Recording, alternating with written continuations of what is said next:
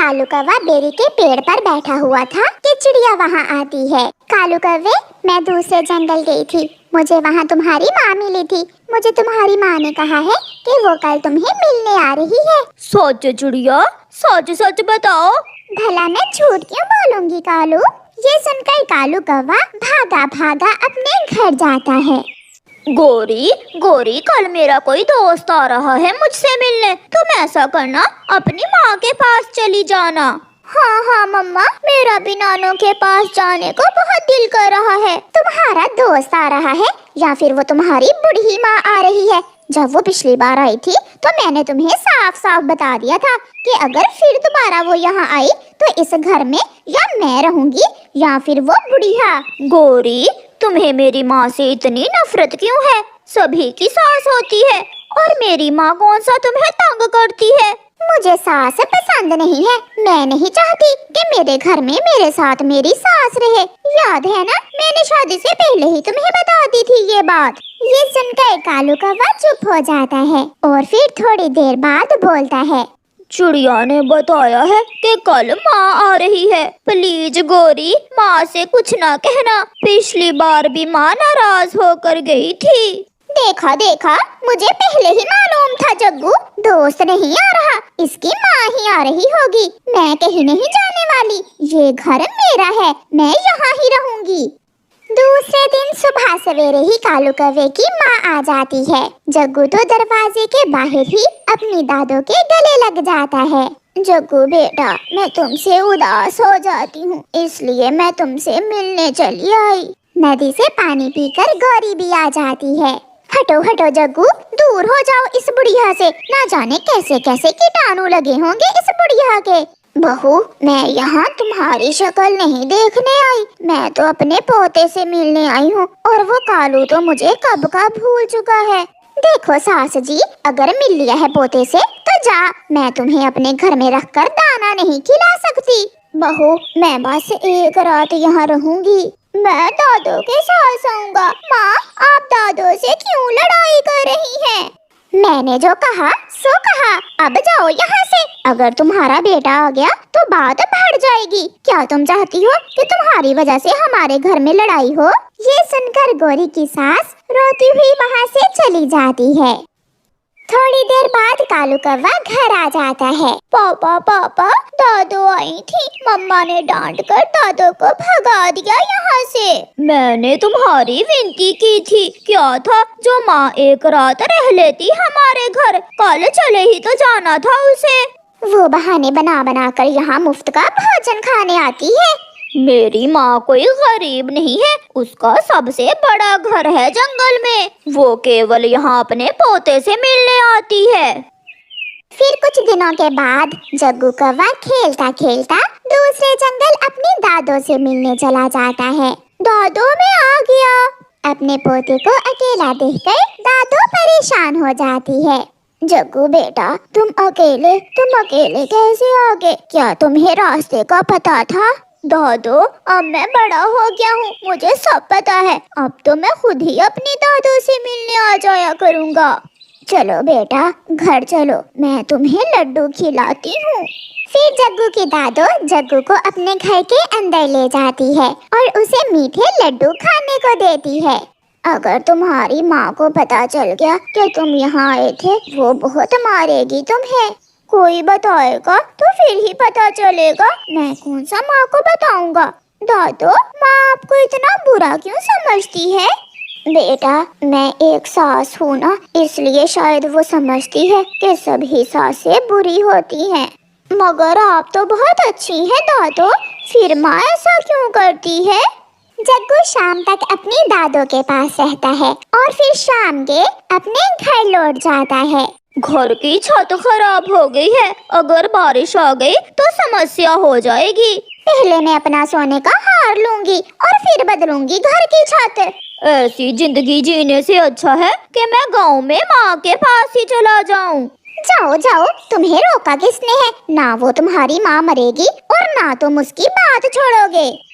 कुछ दिन गुजर जाते हैं और फिर एक रात तेज हवा के साथ तेज बारिश शुरू हो जाती है। कौवा कौवी और उनका बेटा घर में डरे हुए बैठे थे कि तेज हवा से उनके घर की छत उड़ जाती है। उनका घर तो पूरी तरह टूट जाता है।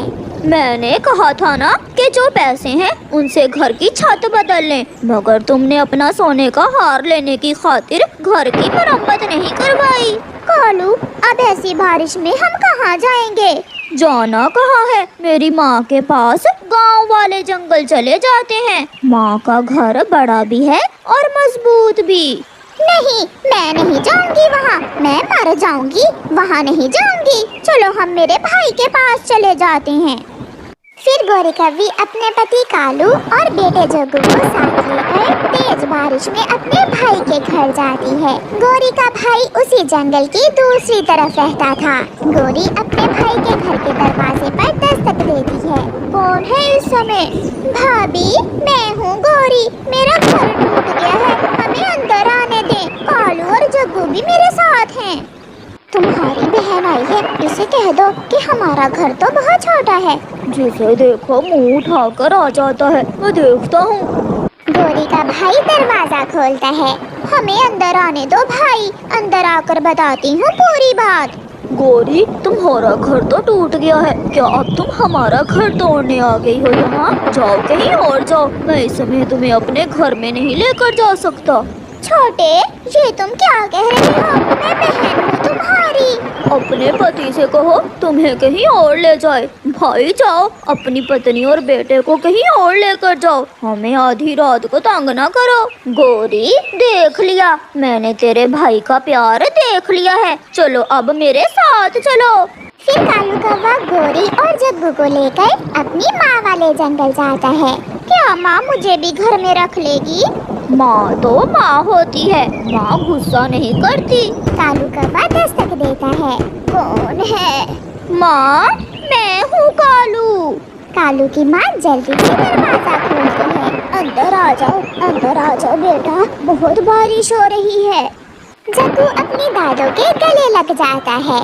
दादो दादो, हमारा घर टूट गया है। बेटा, ये घर भी तो तुम्हारा अपना ही है। गौरी बेटी, आप वहाँ उस घोंसले में बैठ जाएं, मैं आपको गरम कंबल देती हूँ। ये सब देख गौरी कौवी रोने लग जाती है। हाँ, मुझे माफ कर दे, मैंने आपसे इतना बुरा व्यवहार किया और आपने हमें इतना प्यार दिया। बहू, सास का नाम ही बदनाम है, सास जितना भी अच्छा बन ले, सास ही रहती है। माँ, माँ मुझे दाना दे दे। कालू कौवा अपनी माँ से बच्चों की तरह दाना मांग रहा था। इसलिए तो कहते हैं बच्चे कितने भी बड़े हो जाएं, अपनी माँ के लिए बच्चे ही रहते हैं। फिर गौरी कौवी को अपनी गलती का एहसास होता है। प्यारे दोस्तों, इस कहानी को लाइक, अपने दोस्तों के साथ शेयर और चैनल को सब्सक्राइब करना बिल्कुल मत भूलना। आपका धन्यवाद। दूर कहीं एक जंगल में सारे पशु पक्षी मिलजुल कर रहते थे। सर्दियों का मौसम आने वाला था। तभी मौसम के जानकार पक्षी सभी को आने वाली सर्दियों के बारे में सूचित कर रहे थे। सुनो सुनो सुनो, हर साल की तरह इस साल भी बहुत ठंड पड़ने वाली है, पर इस साल पिछली ठंड से बहुत ज्यादा ठंड पड़ेगी। आप अपने अपने रहने खाने की तैयारी कर ले। सारे पक्षियों ने सूचना पक्षी को सुनकर अनसुना कर दिया, पर लाडो चिड़िया आने वाली ठंड को लेकर चिंतित हो गए। लाडो अपने पड़ोसी पंछियों से कहने लगी, अरे मेरे साथियों, हमें सिपाही कबूतर की बात गंभीरता से लेनी होगी। हमें अपने घोंसले पक्के कर लेने चाहिए। अरे अरे लाडो, ऐसी कोई बात नहीं है, हर साल की तरह इस साल भी उतनी ही ठंड पड़ेगी, तुम देख लेना। और वैसे भी हमारे घोंसले पक्के हैं। नहीं नहीं मीनू चिड़िया, ऐसी बात नहीं है, ज्यादा ठंड पड़े या न पड़े हमें तैयार रहना चाहिए। चलो, मैं घोंसले को ठीक ठाक करती हूँ। लाडो चिड़िया अपने घोंसले की मरम्मत करने लगती है। थोड़ी ही दिन में वो अपना घोंसला ठीक ठाक कर लेती है। चलो, अब मैंने अपना घोंसला तो ठीक कर लिया है।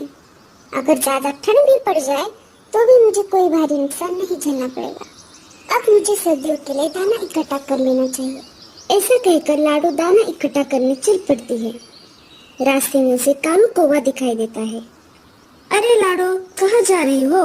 लगता है बहुत जल्दी में हो। हाँ हाँ कौवे भैया, सर्दी आने वाली है ना कल, इसलिए मैं दाना इकट्ठा करने जा रही हूँ।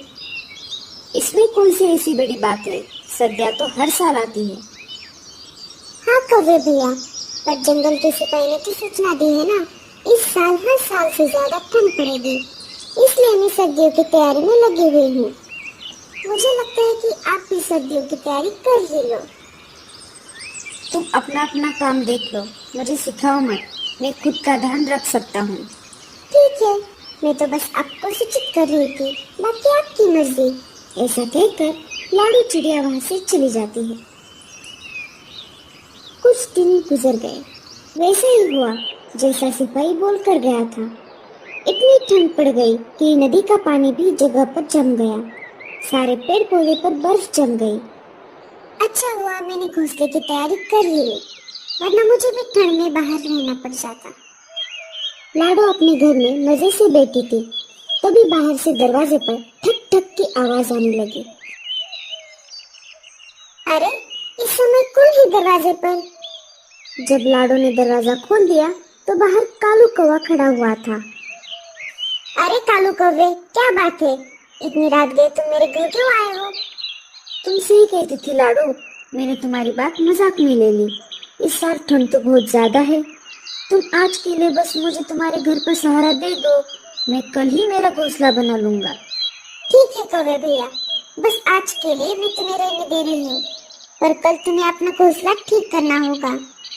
हाँ हाँ, मैं कल तुम्हें परेशान नहीं करूँगा। कालू कौवा अंदर आ जाता है और लाडो के घोंसले में जाकर सो जाता है। बस एक दिन की बात है, कल वैसे भी ये चला जाएगा। लाडो बगल के घोंसले में सो जाती है। जैसे लाडो की नींद लग जाती है, वैसे कौवा चुपके से उठकर लाडो का खाना खाने लगता है। अरे वाह, मुझे तो बने बनाए घर में पनाह मिल गई और ऊपर से ये दाना भी मिल गया। अगर रोज ऐसा होता तो कितना अच्छा होता। कौवा पेट भर दाना खाकर सो जाता है। सुबह हो जाती है।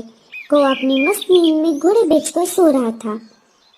लाडो कौवे के जागने का इंतजार कर रही थी। अरे वाह लाडो, तुमने तो बहुत अच्छा घर बना लिया है, चलो मैं चलता हूँ। कौवा लाडो को बिना शुक्रिया कहकर चला जाता है। लाडो अपने अनाज को नहीं देखती और बाहर चली जाती है। लाडो सारे पड़ोसी पंछियों से जाकर मिलने लगी। सब पंछी ठंड के बारे में ही बात कर रहे थे। कल रात तो बहुत ठंड पड़ी, हमें भी लाडो के जैसे घोंसला बना लेना चाहिए था। हाँ हाँ बहन, हम मिलजुल कर अपना घोंसला बना लेंगे। सब अपना अपना अच्छा घोंसला बनाने की तैयारी में लग गए। जब लाडो घर वापस लौट रही थी, तब उसने देखा कि कालू कौवा अपनी मस्ती में धूप सेकते हुए घोंसले में लेटा हुआ था। लाडो उसके पास चली गई। कौवे भैया, क्या तुमने अपना घोंसला बना लिया है? नहीं लाडो, मुझे जरूरत नहीं है। अगर कल सर्दी ज्यादा पड़ गई तो इसका मतलब ये नहीं कि आज भी ज्यादा ही पड़ेगी। तुम चले जाओ यहाँ से, मैं अपना अपना देख लूंगा। लाडो वहाँ से चली गई। रात होने ही वाली थी।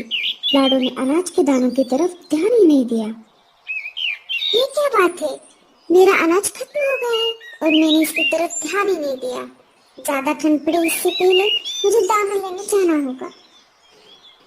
ये लाडो मुझे ज्यादा ही भाषण दे रही थी, मुझे कैसे भी करके इसका घोंसला हथियाना होगा।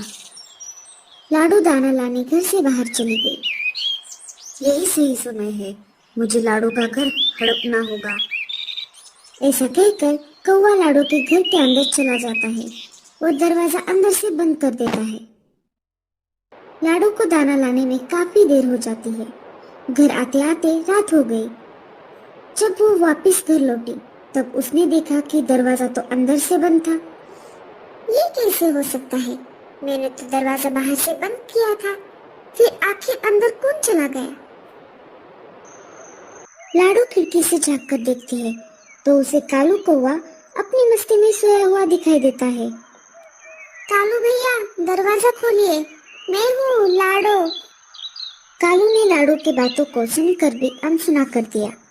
लाडो ने फिर से आवाज लगाई, कालू भैया क्या आप मेरी बात को सुन पा रहे हो? बाहर बहुत ठंड है, इस कड़कड़ाती ठंड में मैं जम जाऊंगी। मुझे अंदर आने दो, हम दोनों मिलकर एक साथ रहेंगे। कौन? लाडो? मैं किसी लाडो को नहीं जानता और मैं अनजाने पंछियों को मेरे घोंसले में नहीं लेना चाहता। अरे कालू भैया, मैं हूँ लाडो, जिसने आपको कड़कड़ाते ठंड में अपने घोंसले में पनाह दी थी। क्या आप मुझे भूल गए? कालू दूसरी तरफ मुंह करके सो गया। लाडो पेट से थी और उसके अंडे देने का समय भी आ चुका था। लाडो का पेट दर्द करने लगा। अब मैं क्या करूं? मैं कहाँ पर जाऊं? मेरा घर तो कौवे ने हड़प लिया है। तुम घबराओ मत मेरे बच्चों, मैं तुम्हें कोई नुकसान नहीं होने दूंगी। मैं ऐसा करती हूँ, मैं डॉक्टर तोते के पास चली जाती हूँ। मैं उनके अस्पताल में जाकर शरीक हो जाती हूँ। मेरा ठंड से बचाव भी होगा और उनके पास मेरा गुजारा भी होगा। लाडो कड़कड़ाते ठंड में डॉक्टर तोते के पास चली जाती है। लाडो डॉक्टर तोते के घर के बाहर आ जाती है और घर का दरवाजा खटखटाती है। कौन है? डॉक्टर चाचा, मैं हूँ लाडो, दरवाजा खोलिए। डॉक्टर तोता घर का दरवाजा खोल देता है। लाडो जल्दी से अंदर आओ, बाहर बहुत ठंड है। डॉक्टर चाचा, मेरे अंडे बाहर आने वाले हैं। कालू कौवे ने मेरे घोंसले पर कब्जा कर लिया है। मुझे समझ नहीं आ रहा था कि मैं क्या करूं। तभी मुझे आपका ख्याल आया। आप देख लीजिए, मेरा पेट बहुत दुख रहा है। तुम चिंता मत करो लाडो, मैं हूं ना। जब तक तुम्हारा घोंसला तुम्हें वापस नहीं मिल जाता, तब तक तुम यहाँ पर रह सकती हो। मैं बाजू के घोंसले में रहूंगा। डॉक्टर चाचा लाडो को कुछ दवाई दे देते हैं। ये लो लाडो, इसे खा लो, सुबह तक तुम्हारे अंडे निकल आएंगे। मैं यहीं पर हूँ, पास वाले घोंसले में। कुछ जरूरत पड़ी तो मुझे आवाज लगाना। इधर ठंड के कारण एक हाथी पागल हो जाता है, फिर वो हर एक पेड़ पर अपना सिर पटक रहा था। कालू कौवा अपने मजे में सो रहा था। तभी पागल हाथी ने उसके पेड़ पर जोर से सिर मार दिया। वैसे ही घोंसला जोर जोर से हिलने लगा। कालू कौवा डर गया। अरे ये क्या हो रहा है? मुझे लगता है भूकंप है। कालू कौवे ने कुछ करने से पहले ही हाथी ने एक और बार अपना सिर पेड़ पर पटक दिया। वैसे ही घोंसला नीचे गिरकर टूट गया। नीचे गिरने की वजह से कालू कौवे के पंख टूट गए और वो ठंड में बाहर आ गया। ज्यादा ठंड कालू को बर्दाश्त नहीं हुई, वो ठंड के मारे वहीं पर जम गया। इस कहानी से हमें ये संदेश मिलता है कि बुरे समय में जिसने भी हमारी मदद की है, उसके साथ हमेशा अच्छा बर्ताव करना चाहिए और उसके बुरे समय में उसकी मदद करनी चाहिए।